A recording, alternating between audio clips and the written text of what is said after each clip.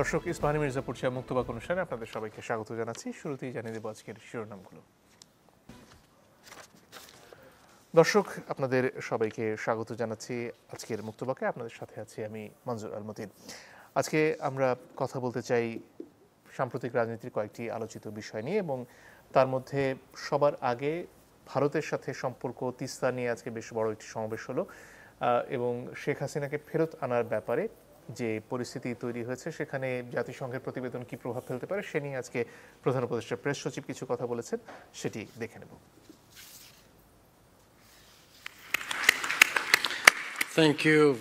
ওমানে Indian ocean কনফারেন্সে অংশ নিয়েছেন পররাষ্ট্র উপদেষ্টা তৌহিদ হোসেন।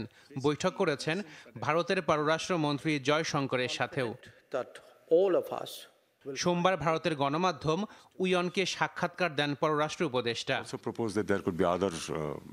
এক প্রশ্নের জবাবে তিনি জানান, গেল বছরের জুলাই আগস্টে আওয়ামী লীগ সরকারের পতনে বাংলাদেশে নতুন বাস্তবতা তৈরি হয়েছে। এটি মেনে নিয়ে সম্পর্ক এগিয়ে নিতে ভারতের প্রতি আহ্বান জানানো হয়েছে। The change that took place in July August threw up some uncertainties about the relations. Let us accept the reality that what has happened, and we just want both sides to come out of that and follow the each other's requirements and go ahead with improving relations. ভারতে আশ্রয় নেয়া শেখ হাসিনার বক্তব্যের প্রতিক্রিয়ায় ধানমন্ডি ৩২-এ শেখ মুজিবের বাসভবন ভাঙচুর করা হয়েছে এ কথা জানিয়ে পররাষ্ট্র উপদেষ্টা বলেন, এতে ভারতের উদ্বিগ্ন হবার কিছু নেই। তবে সেখানে থাকা অবস্থায় শেখ হাসিনাকে চুপ থাকতে হবে বলেও মত দেন তৌহিদ Hossain. It happened sort of as a reaction to the incendiary statements of Sheikh Hasina, who is now living in India. I would like to see a situation in which, when she is staying in India, she keeps quiet. উইয়নকে তৌহিদ হোসেন জানান, আসন্ন বিমস্টেক সম্মেলনে বাংলাদেশ ভারত দুই দেশের প্রধানের সাথে সাক্ষাৎ হবার সম্ভাবনা আছে। So there is an opportunity for the two of them to meet. Ashakin Prince, channel 24, Dhaka. দর্শক, তিনজন সম্মানিত অতিথিকে আজকে আমরা আমন্ত্রণ জানিয়েছি আমাদের এই অনুষ্ঠানে। আমাদের সাথে আছেন জনাব শামসুজ্জামান দুদু, বিএনপির ভাইস চেয়ারম্যান, আছেন জনাব নাজমুল হক প্রধান, তিনি সাধারণ সম্পাদক বাংলাদেশ জাসদ, এবং আছেন জনাব আবুল কালাম আজাদ মজুমদার, উপপ্রেস সচিব প্রধান উপদেষ্টা। আপনাদের তিনজনকে স্বাগত আমাদের এই অনুষ্ঠানে।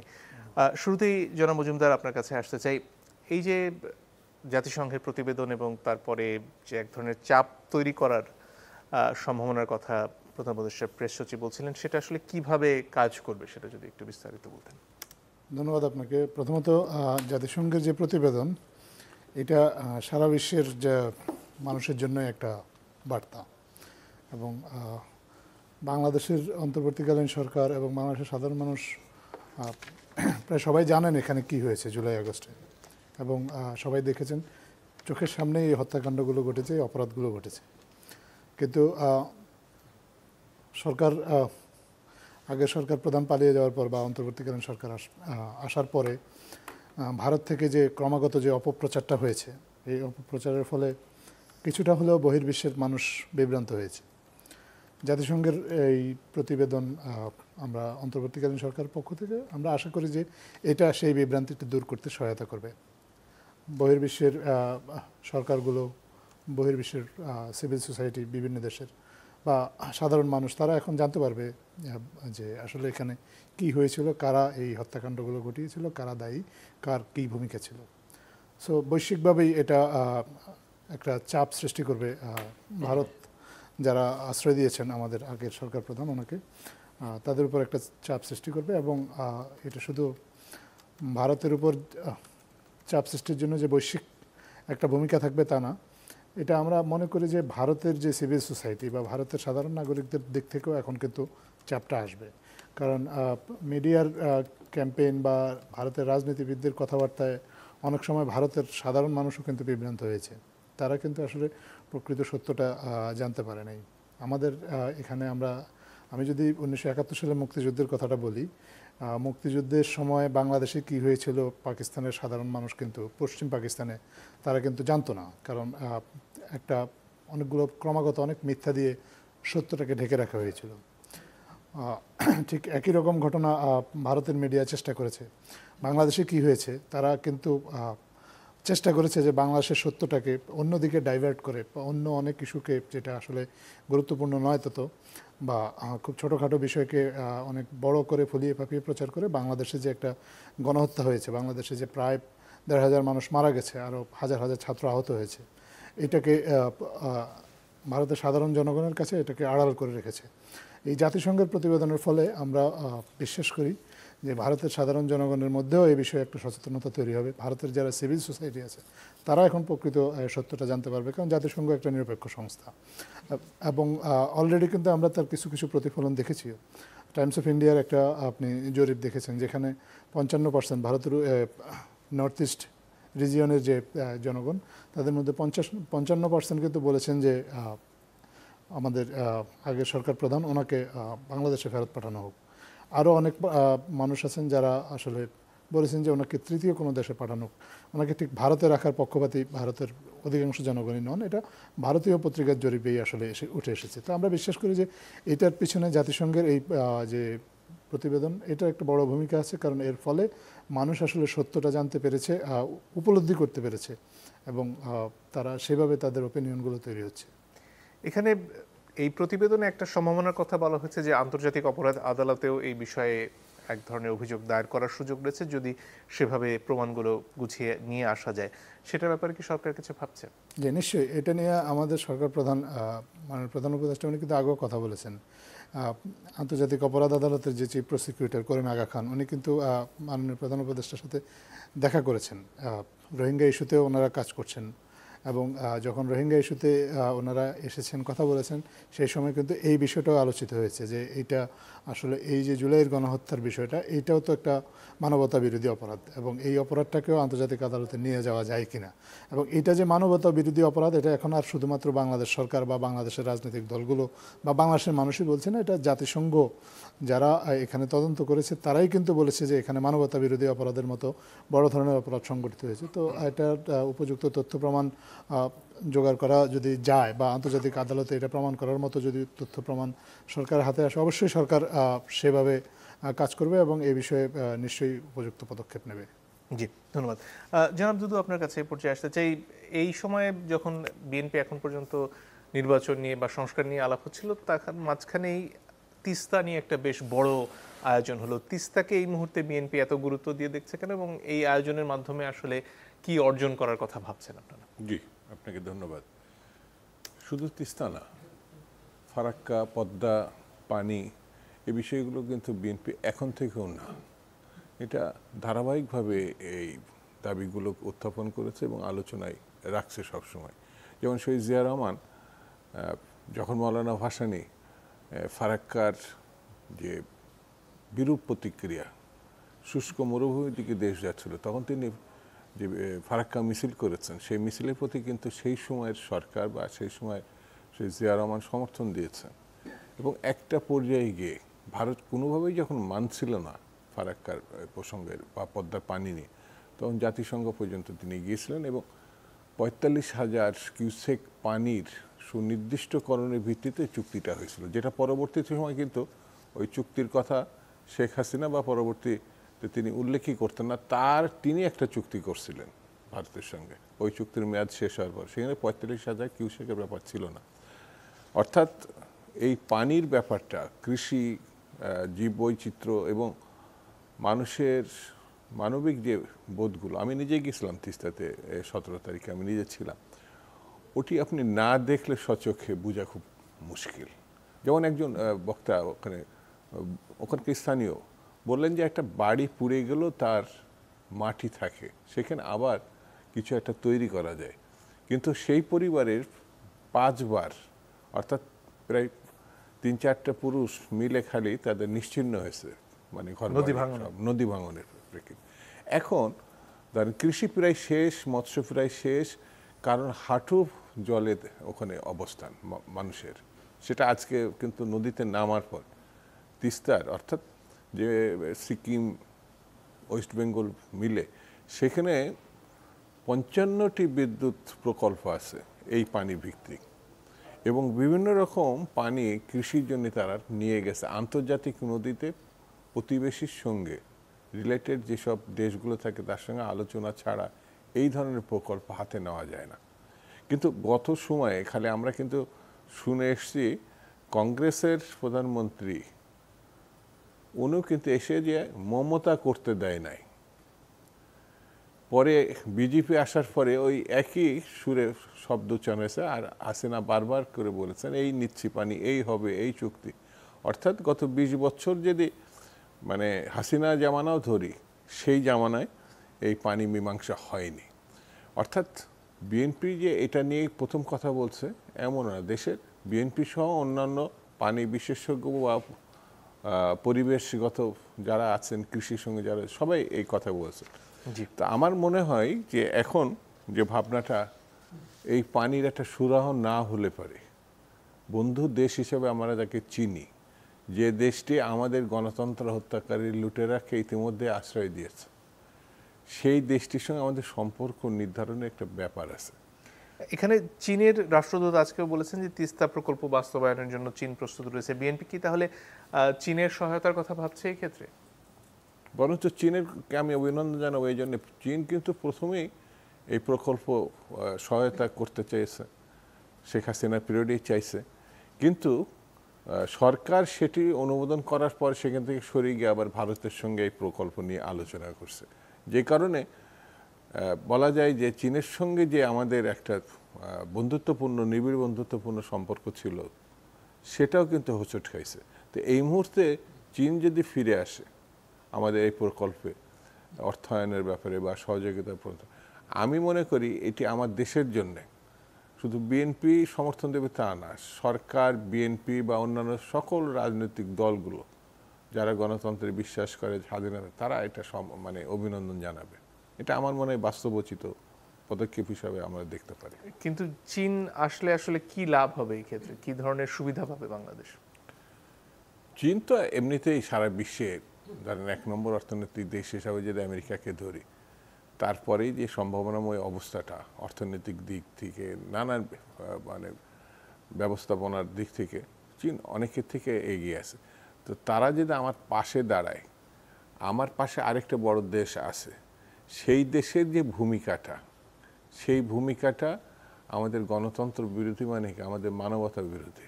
এই যে গত জুলাই আগস্টে যে ঘটনাটা আমাদের সংগঠিত হয়েছে, একে সারা বিশ্ব জানে, আমাদের দেশের মানুষ তো জানে, যারা ১৭ বছর ধরে আমরা চেষ্টা করছি সরানো, কিন্তু সেই দেশটাকে আপনি দেখেন নির্বাচন ব্যবস্থা ধ্বংস করে ফেলেছে একের পুরাপুরিভাবে।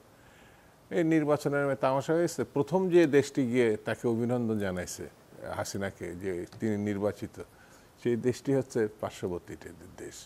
সেই বিবেচনায় যদি চীন আমাদের পাশে দাঁড়ায়, তাহলে এই দেশের যে অন্যায়, অবিচার, অনিয়ম, একতরফা যেসব ঘটনা, আমাদের দেশটাকে এক ধরনের তো দাসত্বমূলক একটা ভূমিকায় নিয়ে গেছিল। সেই জন্য আমার মনে হয় যে এই সুযোগটা আমরা ব্যবহার করতে পারি। জনপ্রধান, আপনার কাছে এ পর্যায়ে আসতে চাই। এখানে একদিকে যেমন শেখ হাসিনার বিচারের অন্তরায় ভারত, অন্যদিকে তিস্তার পানি পাওয়ার ক্ষেত্রেও সবচেয়ে বড় বাধা হয়ে তারাই দাঁড়াচ্ছে।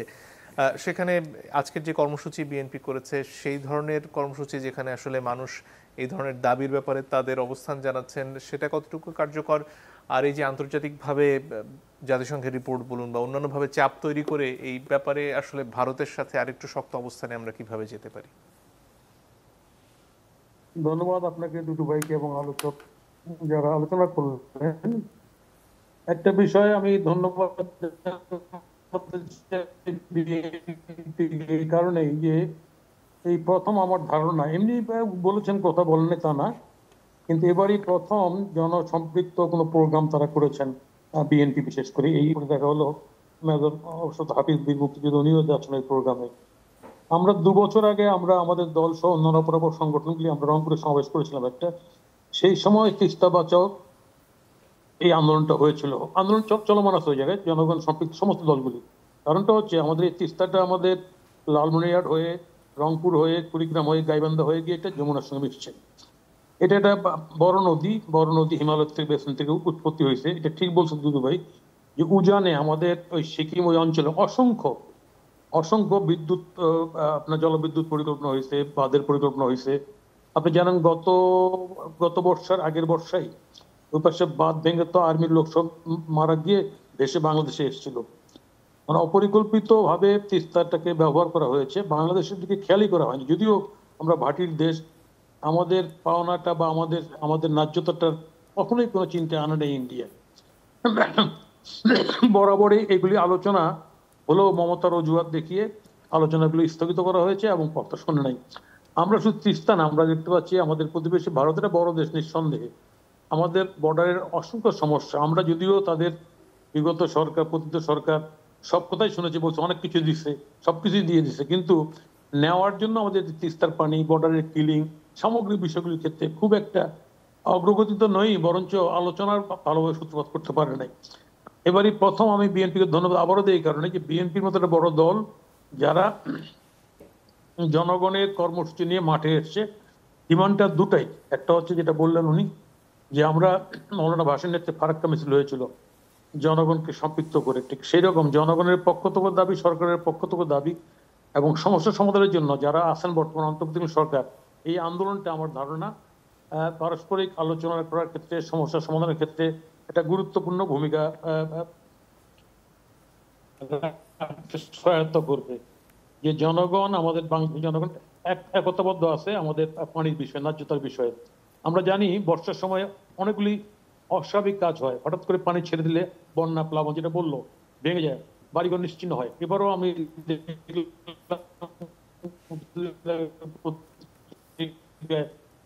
রাতে করে পানি ছেড়ে দেওয়া হয়েছে। চট্টগ্রাম আমাদেরকে প্রতিনিয়ত বিপদাপন্ন করছে, সম্মুখীন করছে। ফলে এটার একটা পার্মানেন্ট সমাধান হওয়া উচিত।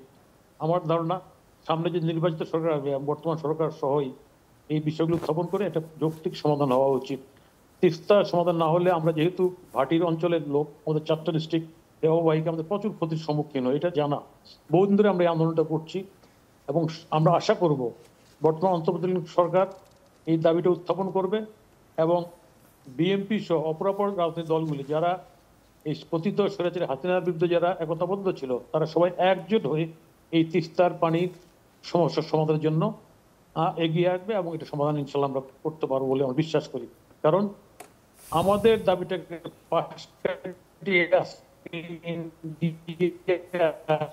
যেভাবে পানি প্রত্যাহার করছে ফারাক্কা অন্য জায়গায়, এরকম বাদ দেওয়ার চেষ্টা করছে। আজকে ভারতও যদি চীন যুদ্ধ জানে সত্যি, ভারতও সমস্যা পড়বে। আমরা যে সমস্যায় আছি, ভারত আমাদের সঙ্গে যে সমস্যা করছে, চীনেও ভারতের সঙ্গে একই সমস্যা করবে। ফলে আমি মনে করি পারস্পরিক ন্যায্যতার দিকটা খেয়াল রেখে এই সামগ্রিক বিষয়গুলি আমাদের সমাধান করা উচিত। আরেকটা বিষয় জায়গা আছে, এটা হচ্ছে যে আমাদের এই যে শেখ হাসিনার সময় থেকে ভাটিতে চীনের বাঁধ প্রকল্প তিস্তা আমাদের এলাকায়, সেটা করার ক্ষেত্রে পতিত স্বৈরাচার কথা বলছে, যৌক্তিক কোনো কার্যকরী পদক্ষেপ নেই, সেটা নিয়েও আমরা কথা বলেছি। সমাবেশ হয়েছে। আমার ধারণা এখন সময় এসেছে চায়নার সঙ্গে আলাপ করে সেই বিষয়টা দ্রুত সমাধান করে আমাদের কাজ এগিয়ে যাওয়া। আর যদি যায়, আমার ধারণা বাংলাদেশ তার দাবিটা আদায় করতে পারবে। অনেক ধন্যবাদ। একটা বিরতির সময় হয়ে গেছে, দর্শক একটু পরেই ফিরে আসছি, আশা করি সাথে।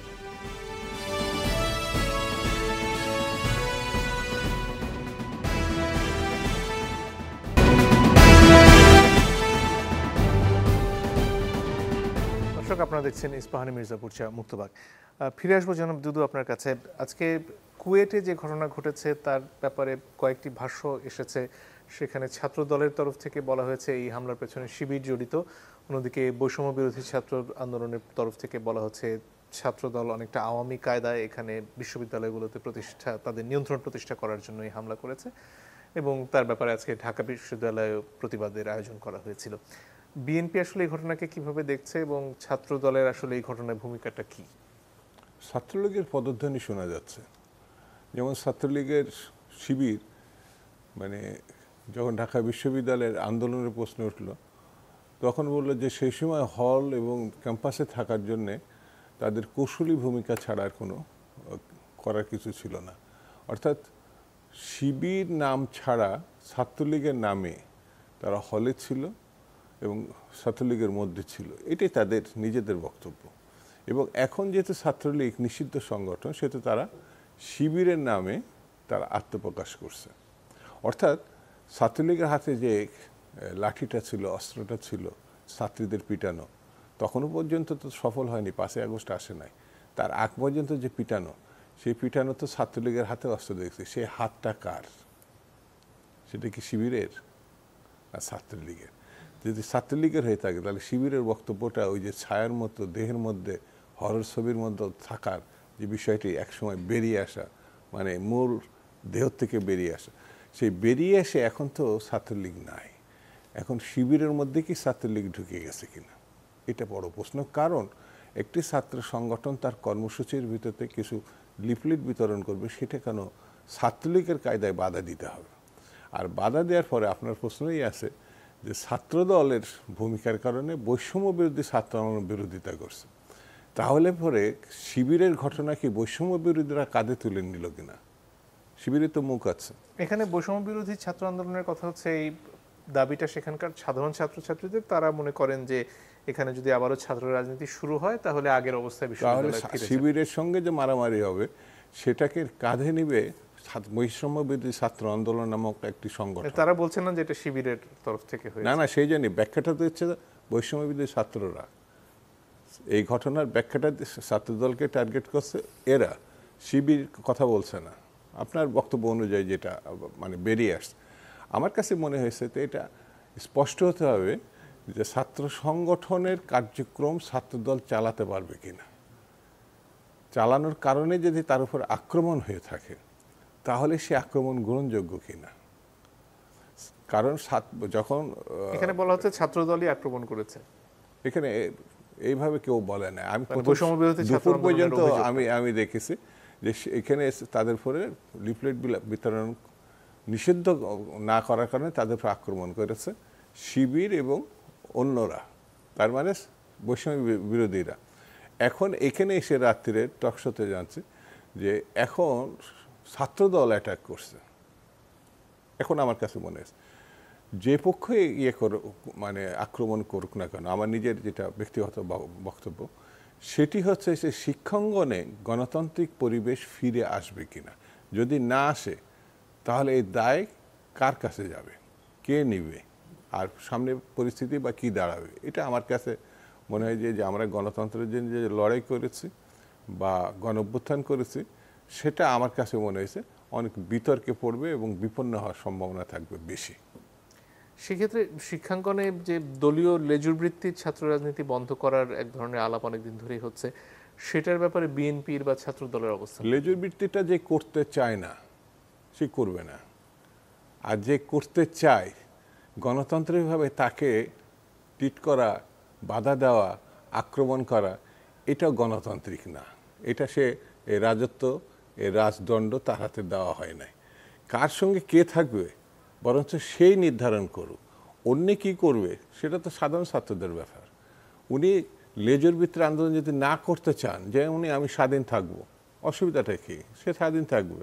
এর জন্যে ছাত্র দল, ছাত্র ইউনিয়ন অথবা বৈষম্য বিরোধী অথবা অন্য ছাত্র সংগঠন, অনেকগুলো ছাত্র সংগঠন আসছে, যারটা সে পছন্দ হবে।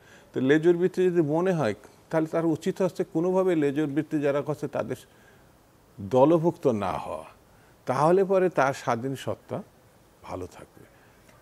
কিন্তু প্রশ্নটা ওঠে আসলে, ধরুন আওয়ামী লীগের সময় বা এর আগে বিএনপির সময়ও ক্ষমতার কাছাকাছি যে ছাত্র সংগঠন থাকে তাদের আসলে হল দখল করার থেকে শুরু করে ক্যাম্পাস দখল করার যে প্রবণতা বা যে সংস্কৃতি চলে আসছে, সেখান থেকে বেরিয়ে আসার বা সেটার পরিবর্তন তাহলে আপনারা কি? কখনো এই ছাত্রদল বা বিএনপির ক্ষমতায় ছিল, ছাত্রলীগ ক্যাম্পাসে থাকতে পারেন, এই ধরনের কোনো ঘটনা আছে বলে আমার জানা নাই।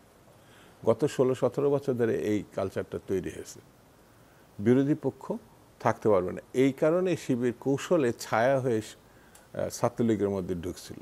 তারা দেখছে একেবারে প্রকাশ্যে থাকা যাবে না, তাদের বক্তব্য অনুযায়ী কৌশলে থাকছে, কিন্তু ছাত্রদল এই কৌশলটাকে অপকৌশল মনে করেছে, সেই জন্যই তারা টিকতে পারে না, বাইরে চলে আসছে।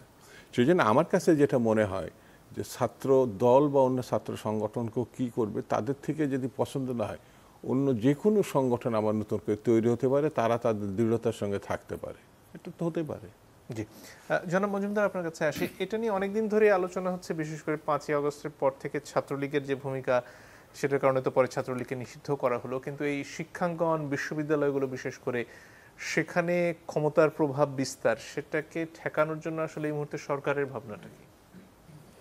ধন্যবাদ। আসলে শিক্ষাঙ্গনে রাজনীতি থাকবে কি থাকবে না, এটা রাজনৈতিক দলগুলোকে সম্মিলিতভাবে সিদ্ধান্ত নিতে হবে এবং বিশ্ববিদ্যালয় কর্তৃপক্ষ সিদ্ধান্ত নিতে পারে। অনেকগুলো বিশ্ববিদ্যালয় আছে দেশে, পাবলিক যে বিশ্ববিদ্যালয় আছে এর মধ্যে বেশ কয়েকটা আছে একেবারে স্বায়ত্তশাসিত বিশ্ববিদ্যালয়, সেখানে সেগুলো বিশ্ববিদ্যালয়ের নিজস্ব আইন দ্বারা পরিচালিত। বিশ্ববিদ্যালয় কর্তৃপক্ষ যদি কোনো সিদ্ধান্ত নেয় এবং সেই সিদ্ধান্ত অনুযায়ী সরকারের সহযোগিতা চায়, তাহলে সরকার সিদ্ধান্তের যৌক্তিকতা বা বিবেচনা করে দেখবে, বা যদি সরকার মনে করে যে বিশ্ববিদ্যালয় কর্তৃপক্ষকে সহায়তা করা প্রয়োজন, বা কোনো ল অ্যান্ড অর্ডার কোনো সিচুয়েশন যদি থাকে, আজকে যেমন হয়েছে, আজকে যে ইস্যুটা হয়েছে সেটা সরকারের দিক থেকে যদি আপনি বলেন এটা একটা ল অ্যান্ড অর্ডার সিচুয়েশন, সরকার মনে করে বিশ্ববিদ্যালয় ক্যাম্পাসে বিশৃঙ্খলা সৃষ্টি করেছেন, যারা বিশৃঙ্খলা সৃষ্টি করেছে তারা বিশৃঙ্খলা সৃষ্টিকারী, তাদের আলাদা পরিচয় সরকারের জানার প্রয়োজন নেই। তেমনি একইভাবে রাজনীতির নামে অন্যান্য শিক্ষাঙ্গনেও কেউ যদি বিশৃঙ্খলা সৃষ্টি করে তাহলে তার পরিচয় বিশৃঙ্খলা সৃষ্টিকারী হবে। রাজনীতি করতে এখন পর্যন্ত শিক্ষাঙ্গনে বা কোথাও কারো বাংলাদেশে কোনো জায়গায় কারো কোনো বাধা নেই, যারা যেই সব রাজনৈতিক দলের বা যেসব ছাত্র সংগঠনের রাজনীতি করার। কিন্তু কুয়েট নিয়ে তো এই প্রশ্নই উঠছিল যে সেখানে রাজনীতি নিষিদ্ধ করা হয়েছে এবং সে কারণেই ছাত্রদল আজকে সেখানে লিফলেট বিলি করতে গিয়েছিল। সেটা রাজনীতি নিষিদ্ধ করা হয়েছে কি হয় না সেটা তো কুয়েট কর্তৃপক্ষ ভালো জবাব দিতে পারবে, তারা এটা জবাব দেওয়ার জন্য উপযুক্ত পজিশনে আছে। কিন্তু সরকারের পক্ষ থেকে তো কোনো প্রতিষ্ঠানে এখন পর্যন্ত রাজনীতি নিষিদ্ধ করা হয়নি। এবং রাজনীতি যদি কোনো সাধারণ ছাত্র যদি রাজনীতি না চায়, তার সেই চাওয়ার অধিকারটাও আছে। কেউ যদি রাজনীতি করার জন্য দাবি জানায় বা রাজনীতি করার জন্য সেখানে কার্যক্রম চালাতে যায়, তার যেমন একটা অধিকার আছে, আবার কোনো ছাত্রছাত্রীর তারও এই অধিকারটা আছে, সে একটা রাজনীতি মুক্ত পরিবেশে পড়াশোনা করতে চায়।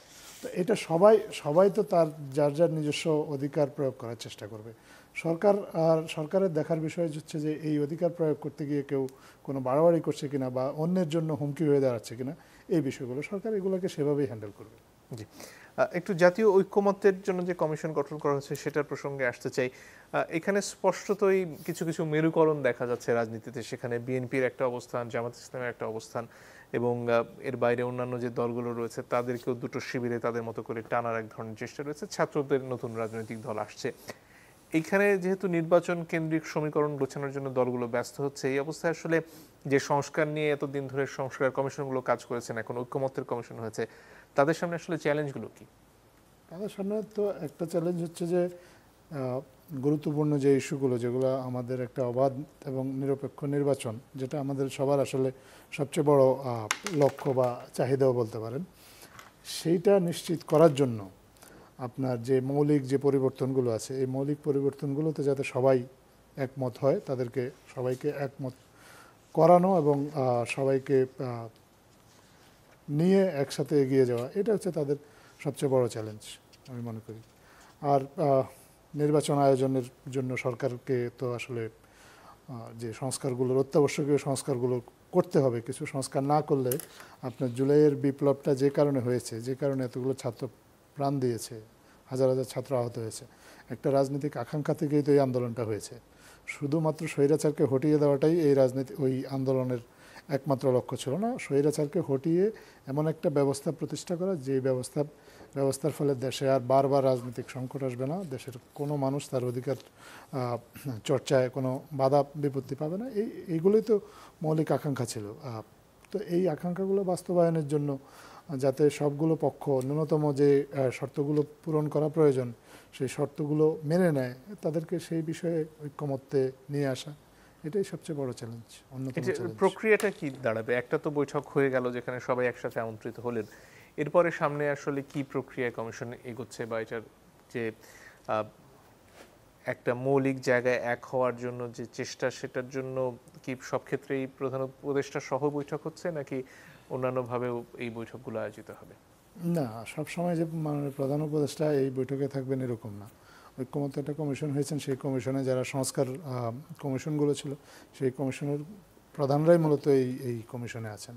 ওনারা আছেন, একজন বিশেষ সহকারী নিয়োগ দেওয়া হয়েছেন, যিনি আসলে মূলত রাজনৈতিক দলগুলোর সাথে যোগাযোগের কাজটা করবেন, এবং রাজনৈতিক দলগুলোর সাথে পৃথক পৃথক বৈঠক হবে, একটা গুচ্ছ আকারেও বৈঠক হতে পারে, বা আপনার একসাথে সবাইকে নিয়েও আবার আরও কয়েকটি বৈঠক হতে পারে। এটা আসলে কমিশনটা তো স্বতন্ত্রভাবে কাজ করবে, তারা আসলে ঠিক করবে তাদের কর্মপদ্ধতি কখন কোন ভিত্তিতে হবে।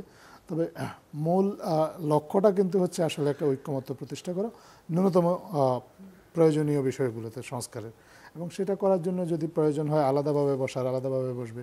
যদি আবার সংস্কার কমিশন মনে করে যে সবগুলো রাজনৈতিক দলকে আবার একসাথে ডেকে নিয়ে আসা, যেখানে মাননীয় প্রধান উপদেষ্টাও থাকবেন, তাহলে সেটাও করা হতে পারে। এটা তো আসলে কোনো একেবারে হার্ড অ্যান্ড ফাস্ট কোনো রুল এটার জন্য কেউ তৈরি করেনি, তাই না? পুরোটাই হচ্ছে একটা সফট অ্যাপ্রোচের মাধ্যমে এই কাজটা করা হবে। সবার সাথে কথা বলা হবে, এটা ফর্মালি হতে পারে, ইনফর্মালি হতে পারে। আবার রাজনৈতিক দলগুলো, আপনি যেটা বলেছেন যে মেরুকরণের কথা বলেছেন, মেরুকরণের জন্য যার যার নিজস্ব দৃষ্টিভঙ্গি থেকে সে তার রাজনৈতিক মিত্র যারা আছে তাদের সাথে কথা বলবে, কথা বলে সে তার রাজনৈতিক এজেন্ডাটা সেট করবে, বা তার কি কি সংস্কার প্রস্তাব তারা সাপোর্ট করে সেটা তারা জানাবে। মানে প্রধান উপদেষ্টার পক্ষ থেকে একটা জিনিস কিন্তু পরিষ্কার করে বলা হয়েছে যে সংস্কার যেই প্রস্তাবগুলোই রাজনৈতিক দলগুলো সমর্থন করুক বা প্রত্যাখ্যান করুক, সেগুলো ওয়েবসাইটে দেওয়া হবে। ওয়েবসাইটে কোনো রাজনৈতিক দল নির্দিষ্ট প্রস্তাবে যদি রাজি না হয়, তাহলে সেটাও তার যারা সমর্থক কর্মী আছেন বা অন্য দলগুলো যারা তার সাথে বৈঠকের সময় হয়তো উপস্থিত ছিল না, তারাও জানতে পারবে যে এই দেশের এই রাজনৈতিক দলগুলো এই প্রস্তাবগুলো সমর্থন করে। তো সর্বোপরি এইটার মধ্যে এক ধরনের জনসম্পৃক্ততাও এভাবে তৈরি হবে। তো সবাই যখন জানবে কোন রাজনৈতিক দল কি সিদ্ধান্ত নিতে যাচ্ছে বা কোন কোন সংস্কার প্রক্রিয়া তারা একমত আর কোনটাতে তারা একমত পোষণ করে না, তখন আসলে এই বিষয়ে সিদ্ধান্ত গ্রহণ খুব সহজ হবে বলে সংস্কার কমিশনগুলো বিশ্বাস করে। আর কিছু কিছু বিষয়ে কিন্তু ইতিমধ্যেই ঐক্যমত্য প্রতিষ্ঠিত হয়েছে। বাংলাদেশের সবচেয়ে বড় রাজনৈতিক দল এই মুহূর্তে বাংলাদেশ জাতীয়তাবাদী দল, ওনারা কিন্তু মাননীয় প্রধান উপদেষ্টাকে নিজেরাই বলেছেন যে সংস্কার কমিশন যে প্রস্তাবগুলো দিয়েছে এর মধ্যে কিন্তু কমপক্ষে 50% প্রস্তাব অল্প কিছুদিনের মধ্যেই বাস্তবায়ন সম্ভব, এবং সেগুলো নিয়ে খুব বেশি দ্বিমত ওনাদেরও নাই এবং অন্য রাজনৈতিক দলগুলো নেই। বাকি যে 50% প্রস্তাব, তার যদি অর্ধেকও আসলে ঐক্যমত্যে আসা যায়, তাহলে তো আসলে আমাদের একটা বড় অগ্রগতি হয়ে যায়। সেক্ষেত্রে যে মানুষের যে আকাঙ্ক্ষাটা আছে, মানুষ যেভাবে একটা সুষ্ঠু নির্বাচন চায়, সেটার কাজটা অনেক দূরে এগিয়ে যায় তাহলে। জি, ধন্যবাদ। জনাব দুদু, আপনার কাছে ফেরত আসি। সাম্প্রতিক সময় জামাতের তরফ থেকে কিছু কিছু ক্ষেত্রে তাদের আশা অনুযায়ী শর্ত পূরণ না হলে নির্বাচন করাটাও সমস্যা হতে পারে বলে বলা হচ্ছে, এবং আপনাদের সাথে দীর্ঘদিন একজোটে থাকার পরে এখন স্পষ্টতই আপনারা একেবারে বিপরীত অবস্থানে গেছেন। সেই ক্ষেত্রে নির্বাচনের সমীকরণটার সামনে কি দাঁড়াচ্ছে, এবং নির্বাচন নিয়ে কি এখনো আপনাদের মধ্যে আশঙ্কা কাজ করে কিনা যে কোনো ধরনের বিশৃঙ্খলার কারণে নির্বাচন পেছানোর চেষ্টা কেউ করছেন কিনা? আমার কাছে সেটা মনে হয় না যে কোনো বিশৃঙ্খলা হবে, বড় ধরনের কোনো বাধা আসবে, এটা আমার কাছে মনে হয় না। এই সরকার একটা গণঅভ্যুত্থানের মধ্য দিয়ে সর্বদলীয়, আমি হাসিনা এবং হাসিনার সঙ্গে যেসব দলগুলো ছিল ওইটা আমি কোনো দল বলে মনে করছি না এই ক্ষেত্রে। মানে অভ্যুত্থান পরবর্তীতে সকল দল মত শ্রেণী পেশার মানুষ এই সরকারকে সমর্থন জানিয়েছে, এবং তাদের সমর্থন ভিত্তি করে কিন্তু এই সরকারটা এখনো পর্যন্ত আছে। কিছু কিছু ক্ষেত্রে মানুষের তো মানে ভাই বোনের ভিতরেও দেখা যাবে অনেক সময় দ্বিমত থাকতে পারে কোনো কোনো ক্ষেত্রে। আর গণতন্ত্রের সৌন্দর্যই তো হচ্ছে নিজের ভাবনা চিন্তা বিষয়গুলো নিজের মতো করে দেখা। গণতন্ত্রে এটা থাকতে পারে আরেকজনের সঙ্গে, কিন্তু মৌলিক বিষয় যিনি উনি যেমন বললেন যে এই যে 50% ইতিমধ্যে এই সবাই একমত। বিএনপি বড় দল বলে বলছে না, বিএনপি লিড করছে যে গণতান্ত্রিক আন্দোলন করেছিল, সেই লিড করার কারণে সে যখন এই সরকারের পাশে গিয়ে দাঁড়ায় এবং মন্তব্য করে, সেটা তো সরকারের পক্ষে যায় না, শুধু দেশের অগ্রগতিতে এগিয়ে যাওয়ার ক্ষেত্রে পথকে সুগম করে। আর জামাতের সঙ্গে আমাদের দূরত্ব আছে এটা বলার কোনো কারণই নাই। কারণটা হচ্ছে যে জামাতের রাজনীতিটা করে। জামাত এই দেশে, জামাত এবং কমিউনিস্ট পার্টি এই দুটি দল পাকিস্তান আমলেও তৈরি হয় নাই, বাংলাদেশ আমলে তো নাই, এটা ব্রিটিশ ভারতের আমলে জামাতের প্রতিষ্ঠা সেই সময়। তারপরে ব্রিটিশ গেছে, পাকিস্তান গেছে, এখন ভারত এই বাংলাদেশের প্রেক্ষিতে। সেই দলের বক্তব্য, আচার আচরণ, কৃষ্টি, সভ্যতা, সংস্কৃতি তার মতো কৃষি চলে। একটা সময় যেমন হাসিনাকে ধরেন ক্ষমতার থেকে মানে স্বৈরতান্ত্রিক ব্যবস্থা থেকে সরানোর জন্য 4 দল হয়েছিল, সেই 4 দলের একটি দল হচ্ছে জামাত বিএনপির সঙ্গে। আবার একটা সময় আমরা যখন 18 দল, 4 দল একটা সময় 18 দল, সেটা ভেঙে দেওয়া হয়েছে সবার সম্মতিতেই, যার যার কর্মসূচিতে গেছে, আবার পরে জোট হয়েছে। তো জামাতের নিজস্ব কিছু বক্তব্য থাকতে পারে, নিজস্ব কিছু দৃষ্টিভঙ্গি থাকতে পারে, থাকবেই, বিএনপিরও থাকবে। সেটাতে বিভক্তি, এটা এইভাবে দেখাটা আমার মনে হয় জটিলতা বাড়াবে। মানে এই যে কুয়েটের ঘটনার প্রসঙ্গে যেভাবে শিবির বা ছাত্রদল মুখোমুখি অবস্থান, সেটা কি থাকতে পারে, কেন্দ্রীয় পর্যায়েও প্রভাব ফেলছে না? প্রশ্নই ওঠে না। একটা ঘটনা, একটা মতপার্থক্য, সেটি একেবারে মানে কেন্দ্রীয় পর্যায়ের, মানে এটা তো একটা নীতিগত বিরোধ না, একটা অনুষ্ঠানকে ঘিরে কেউ গ্রহণ করতে পারছে বা কেউ করতে পারে না, এটা আলোচনার মধ্য দিয়ে আবার কাছাকাছি হতে। যেমন আমি একটা খুব পরিষ্কার করে কথা বলি, হাসিনার যে জুলাই এবং আগস্ট বিপ্লবের সময় বৈষম্য বিরোধী ছাত্র বলে আন্দোলনের কিছু ছিল না, কিছু নেতৃত্বাংশের সঙ্গে প্রতিটা ছাত্র সংগঠন, হাসিনা বিরোধী যতগুলো ছাত্র সংগঠন তখন এই বৈষম্য বিরোধী আমব্রেলার নিচে গিয়ে দাঁড়াইছে। সকল রাজনৈতিক দল সেখানে গিয়ে দাঁড়াইছে, বিএনপি সহ। সেই জায়গায় কিন্তু কেউ মানে ওই যে প্রয়োজনের সময় এক হওয়া, এটা জাতিগত বৈশিষ্ট্য আমাদের অতীতেও আছে, যেমন মুক্তিযুদ্ধের সময় আছে। তারপরে ওই যে শেখ মুজিবের যে একদলীয় ভাবনা, সেই জায়গায় কিন্তু তার বিরুদ্ধে যে অবস্থানটা, ওইটাকে উনি ঠেকাতে পারেননি বলে বাকশাল করছিলেন বলে আমার ধারণা। অর্থাৎ নীতিগত প্রশ্নে কিন্তু বাঙালিরা বিচ্ছিন্ন হয়, এটা বলা ঠিক হবে না। এইটা সর্বশেষ 5ই আগস্ট। সেই জন্য কিছু কিছু ঘটনা থাকবে, দ্বিমততা থাকবে, ভিন্ন দৃষ্টিভঙ্গি থাকতে পারে, কারণ আলাদা আলাদা সংগঠন। সেই জন্য জামাত বা শিবির বা বিএনপি, ছাত্রদল, এমনকি বাম সংগঠনগুলো এখানে ভূমিকা, যারা কখনোই মানে দক্ষিণপন্থীদের সঙ্গে কাছাকাছি হয় না, কিন্তু এই আন্দোলনে তো হয়েছে তারা। সেক্ষেত্রে এই বিভিন্ন ইসলামী দলগুলোর সাথে জামাতের বৈঠক, তারপরে বিএনপিরও তাদের সাথে এক ধরনের কাছে টানার যে প্রয়াস, সেই ক্ষেত্রে সমীকরণটা নির্বাচনকে কেন্দ্র করে কি দাঁড়াচ্ছে? স্পষ্টতই কি বিএনপি জামাত এক বিরোধী অবস্থানে থাকছে, নাকি সেখানেও আবার একজোট হওয়ার বা আসন ভাগাভাগি? এত দ্রুত আমার মনে হয় এই জিনিসগুলো সিদ্ধান্তমূলক যাওয়া খুব কঠিন হবে, কারণ নির্বাচন যত কাছাকাছি হবে মেরুকরণ তত দ্রুত হতে পারে। কিন্তু এখন সবকিছু আলোচনা প্রক্রিয়ায় আছে। মানে এখনো বিএনপি জামাত একসাথে নির্বাচন করার সম্ভাবনা দেখেন আপনি? আমি এখনই এই কথা বলার কোনো সুযোগ নাই। আওয়ামী লীগ নাই তো, মানে বিএনপি বা জামাত বা জাতীয় পার্টি একটা মুহূর্তে আওয়ামী লীগের স্বৈরতন্ত্রকে বিরোধিতা করতে গিয়ে তো জোটটা, তারপরে আবার জোট ভেঙেও গেছে। তো পরিস্থিতিগত কারণে এবং জাতীয় প্রয়োজনে এক জায়গায় হয়, আবার সেটা নিজের নিজের অবস্থান থেকে কাজ করে। সেটা আগামী, আমার মনে এখনই এই ব্যাপারে মন্তব্য করা যেতে পারে। একসঙ্গে তো আওয়ামী লীগে নাই, তাহলে সেই ক্ষেত্রে নির্বাচনগুলো দলগত বিবেচনা হবে, মানে ফ্রন্ট ভিত্তিক হবে, না ইন্ডিভিজুয়ালি হবে? কারণ আমি একটা শেষ করি, আমাদের ভিতরে এমন একটা বক্তব্য আছে আমাদের অ্যাক্টিং চেয়ারপারসনের, যে মানে এই স্বৈরাচারের পতনের পরে নির্বাচনে যে যার অবস্থানে থাকুক না কেন, আমরা চেষ্টা করব যদি কোনো গণতান্ত্রিক শক্তি পরাজিত হয়েছে লক্ষণীয়, তাকে আহ্বান জানাতে পারে বিএনপির সঙ্গে সরকার গঠনে তাদের ভূমিকা রাখার জন্য। এই ক্ষেত্রে আওয়ামী লীগের অবস্থানটা কি দাঁড়াবে? আজকে একজন উপদেষ্টা আসিফ মাহমুদ তিনি বলছিলেন যে তারা যদি ক্ষমা চান তাহলে আসতে পারেন, কিন্তু গণহত্যার যারা জড়িত ছিলেন তাদের আসার সুযোগ নেই। বিএনপির অবস্থানটা কি, এবং আওয়ামী লীগ আপনি কি মনে করেন কিনা যে আওয়ামী লীগের পক্ষে আসলে নৌকা প্রতীক নিয়ে আগামী নির্বাচনে আসা সম্ভব? আর যদি সেটা না হয়, সেক্ষেত্রে আওয়ামী লীগের ভোটারদের ভোট আসলে কাদের কাছে যাচ্ছে বলে আপনার মনে হয়? আমি একটা প্রথম কথা বলি, বৈষম্য বিরোধীদের কেউ কেউ বলেছেন কোনোভাবেই আওয়ামী লীগ আসার সুযোগ নেই, তাদেরকে নিষিদ্ধ করা হবে। কে যেন উপদেষ্টা মণ্ডলেও কেউ যেন একজন বলেছিলেন, আমার ঠিক করছে। তা আমার কাছে মনে হয়েছে নিষিদ্ধের বিষয়টা জনগণের উপর ছেড়ে দেওয়া ভালো। যেমন জনগণই হাসিনাকে বিদায় করছে, তো নিষিদ্ধ করব কি করব না, সরকারের যে সিদ্ধান্ত, আইনগত একটা ব্যাপারও থাকতে পারে।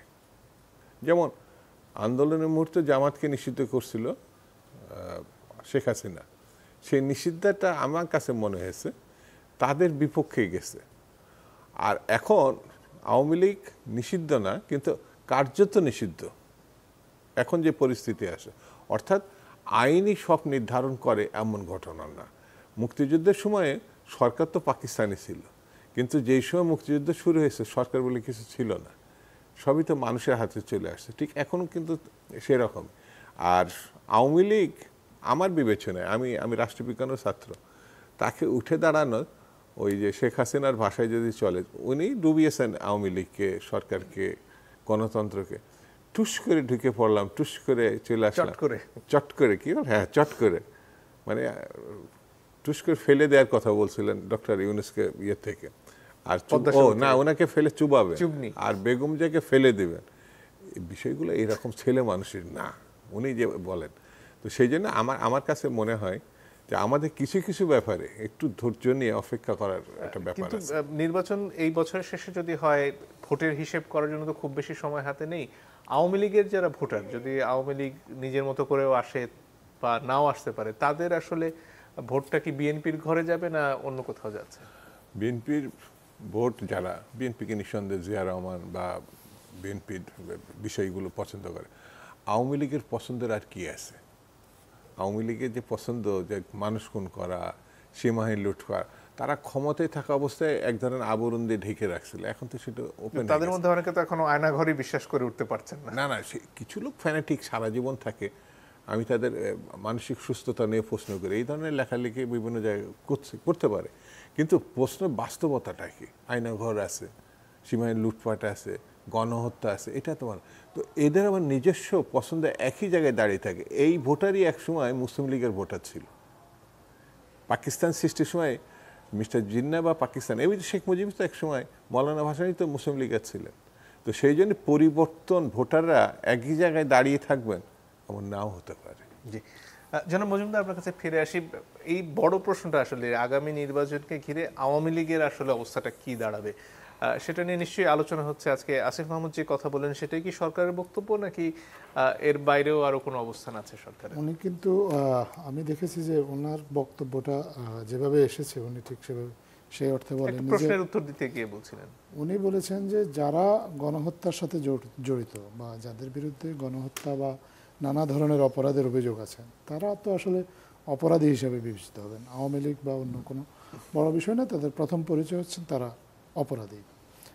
আর আওয়ামী লীগের অনেকে আছেন যারা হয়তো আওয়ামী লীগকে সমর্থন করেছেন কিন্তু কোনো অপরাধের সাথে জড়িত না।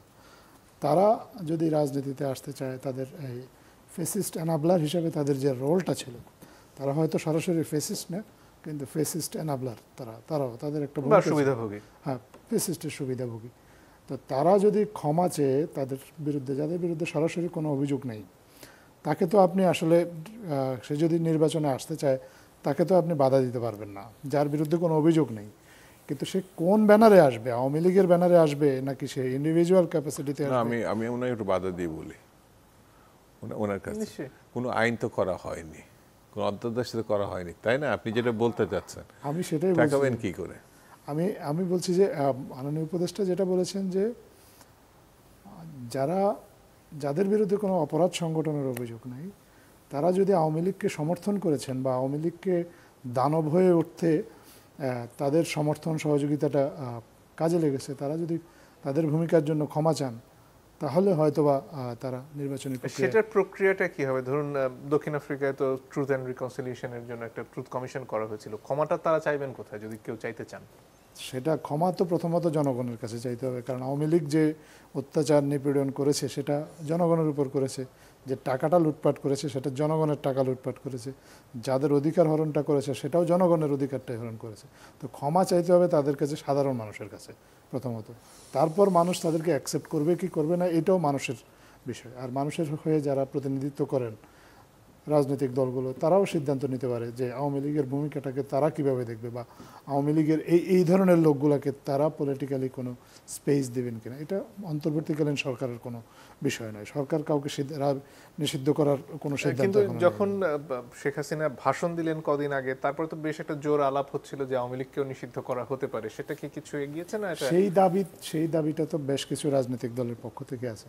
এ বিষয়ে যদি রাজনৈতিক ঐক্যমত্য প্রতিষ্ঠিত হয় তাহলে তো সরকার সেই ঐক্যমত্যের ভিত্তিতে সিদ্ধান্ত নেবে। সরকার কিন্তু অন্তর্বর্তীকালীন সরকার কিন্তু বারবার বলে আসছে যে যে কোনো রাজনৈতিক সিদ্ধান্ত তারা চায় রাজনৈতিক ঐক্যমত্যের ভিত্তিতে আসুক, কারণ সরকার কোনো রাজনৈতিক সিদ্ধান্ত কোনো রাজনৈতিক দল বা জনগণের উপর চাপিয়ে দেওয়ার পক্ষপাতী না।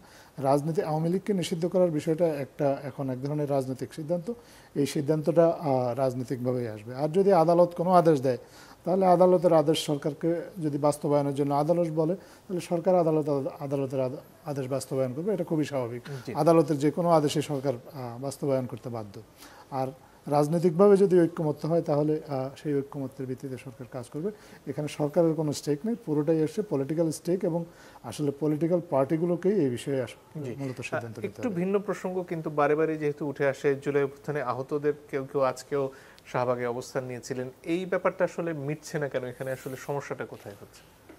এটা দেখেন, 6 মাস হয়ে গিয়েছে, আহতদের অনেকেই আছেন যারা খুব ফ্রাস্ট্রেশনে ভুগছেন, খুব স্বাভাবিক। এতদিন তাদের জীবনে এক ধরনের অনিশ্চয়তা আছে, এতদিন ধরেও আহত থাকার পরে যদি কেউ সুস্থ না হন, তাহলে তার মধ্যে হতাশা, অনিশ্চয়তা এগুলো কাজ করতে পারে। হয়তো এই হতাশা, অনিশ্চয়তা থেকেও কেউ কেউ রাজপথে নেমে আসছেন বা দাবি দাওয়াগুলো জানাচ্ছেন। অন্তর্বর্তীকালীন সরকারের পক্ষ থেকে যেটা করা হচ্ছে সেটা হলো একেবারে সর্বোচ্চভাবে চেষ্টা করা হচ্ছে তাদেরকে এমনভাবে পুনর্বাসিত করা, শহীদ পরিবারগুলোকে বা আহতদেরকে তাদেরকে চিকিৎসা বা আর্থিক সহযোগিতা, যেটা কোনো সরকারের দিক থেকে সর্বোচ্চ আন্তরিকতা নিয়েই এই কাজটা করা হচ্ছে। তবে সরকারের কিছু তো সীমাবদ্ধতা আছে, এই সীমাবদ্ধতাগুলো মেনে নিয়েই কিন্তু সরকারি কাজ করতে হয়। সরকারের তাদের কাছেও এই আন্তরিক একটা আহ্বান যে আপনারা এই সীমাবদ্ধতাগুলোকে ক্ষমা সুন্দর দৃষ্টিতে দেখবেন হয়তোবা, কারণ তাদের যদি কোনো হতাশা থেকে থাকে, তারা যদি তাদের মনে যদি কোনো দুঃখ জন্ম নিয়ে থাকে, তো সেই জন্য সরকার তাদের কাছে অবশ্যই তাদের কাছে আন্তরিকভাবে দুঃখ প্রকাশ করতে পারে, দুঃখ প্রকাশ করেও। কিন্তু বৈষম্য বিরোধী আন্দোলনে বা এই জুলাই গণ অভ্যুত্থানে যারা নিহত হয়েছেন, তাদের পরিবারের প্রতি পূর্ণ দায়িত্ব নিতে সরকার প্রস্তুত, এবং আহত যারা হয়েছেন তাদেরকে পুনর্বাসিত করতেও সরকারের দিক থেকে আন্তরিকতার কোনো ঘাটতি বা কমতি নেই। জনাব দুদু যদি আর কিছু যোগ করেন থাকে। আমার কাছে মনে হচ্ছে যে এটা যাতে জাতীয় লজ্জা হিসাবে চিহ্নিত না হয়, কারণ আমরা সবাই মানে যেটির জন্য মানে চেষ্টা করেছি, সংগ্রাম করেছি, জেল খেটেছি, মামলা হয়েছে, সেটাকে বাস্তবায়ন করেছে এই ছেলে মেয়েগুলো। অনেক অনেক শহীদ হয়েছে, আমরা আল্লাহর কাছে দোয়া করি তাদের বেঁচে আসুক। কিন্তু বাস্তবতা যেটা হচ্ছে যে এখনও অনেক কিছু সম্ভব হয় নাই। আমি সরকারকে সমালোচনা করছি না, নানামুখী তারা সংকটের মধ্যে থাকতে পারে, কিন্তু সবাইকে এটা নিয়ে ভাবতে হবে। শুধু সরকার ভাবলে এটা সম্পূর্ণ হবে মানে সম্ভব হবে না মনে হয়। এদের আর্থিক বেনিফিট অবশ্যই মাথায় রাখতে হবে সবাইকে, না রাখলে পরে এটা আমাদের জন্য খুব কষ্টের ব্যাপার হবে। অনেক ধন্যবাদ আপনাদের দুজনকে, অসংখ্য ধন্যবাদ। দর্শক আপনাদেরকে ধন্যবাদ যারা এতক্ষণ আমাদের সাথে ছিলেন। আজকের মতো বিদায় নিচ্ছি।